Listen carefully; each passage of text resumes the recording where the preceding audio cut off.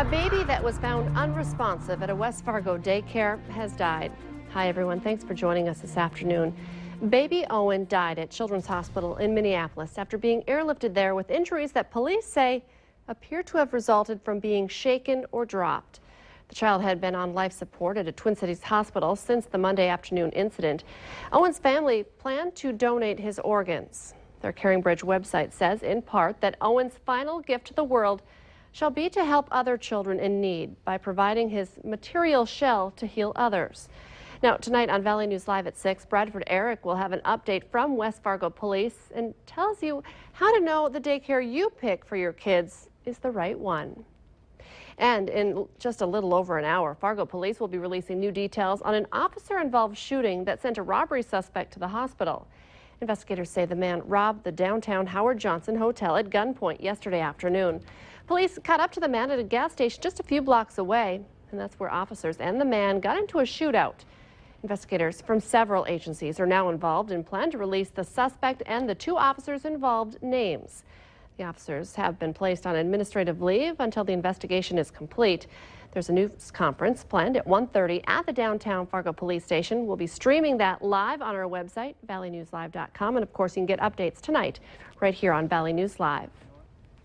Some people staying at a hotel in Fargo got a rude awakening this morning. Firefighters responded to a call around 5:30 of a broken water pipe at the Hampton Inn just south of I-94. They found some flooding caused by a hot water pipe that had broken on the second floor of the hotel. Some people had to be moved because of the water. A cleaning company has been called in to help.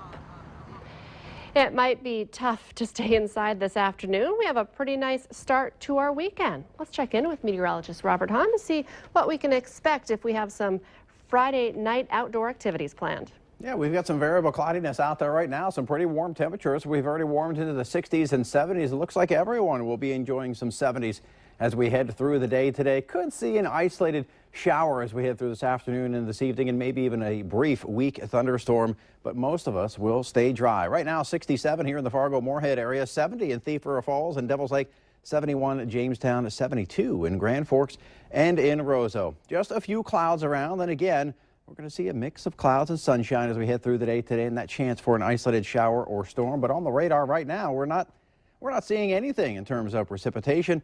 That will change this afternoon, but again, most of us will stay dry. We're going to show you the first 2 days of that 7-day forecast today.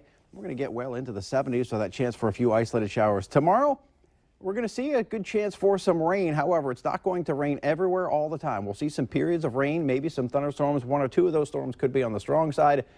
And where we do get those storms, we could see some locally heavy rain. More on that weekend forecast coming up in just a few minutes. Thank you, Robert. A West Fargo teacher suspended after allegations he had a sexual relationship with a 17-year-old student could stand trial a second time on some of the charges originally filed against him. A judge has ruled that the state can retry Aaron Knodel on 2 of the 5 counts that did not have verdicts, but the not guilty verdicts stand for the other 3 counts. It's now up to the prosecution whether to pursue a new trial against Knodel. The new jury trial would start June 23rd if it happens. Defense attorneys say a second trial would be double jeopardy, the clause that prevents people from being retried for the same crime. Funeral arrangements have been set for a West Fargo mother killed in a murder-suicide last weekend. Sharon Rick will be remembered tomorrow at St. Anne's and Joachim Catholic Church in Fargo. Visitation is from 9 to 11 a.m. The funeral will follow. West Fargo police say Sharon's husband, Lance, shot her, then took his own life. People working in Minnesota could be seeing a huge bump in their health insurance premiums. 8 Minnesota health plans are asking for hikes for 2016, ranging from 11 to 74%. They would apply primarily to the 6% of people who buy individual policies and don't affect people covered by large employer-based insurance or government programs. Included on the list, Blue Cross Blue Shield of Minnesota, which is asking for a 54% increase. North Dakota Insurance Commissioner Adam Ham tells us similar proposals are in the works in North Dakota. Protesters are making their way to St. Paul for a demonstration against pipeline transportation of the heavy crude oil known as tar sands. Among them, about a dozen North Dakota Sierra Club members. They say the whole region should be concerned about pipelines and their impact on the environment. This weekend's focus is Enbridge's proposed Alberta Clipper pipeline expansion, which would increase the amount of tar sands moving through northern Minnesota to Wisconsin.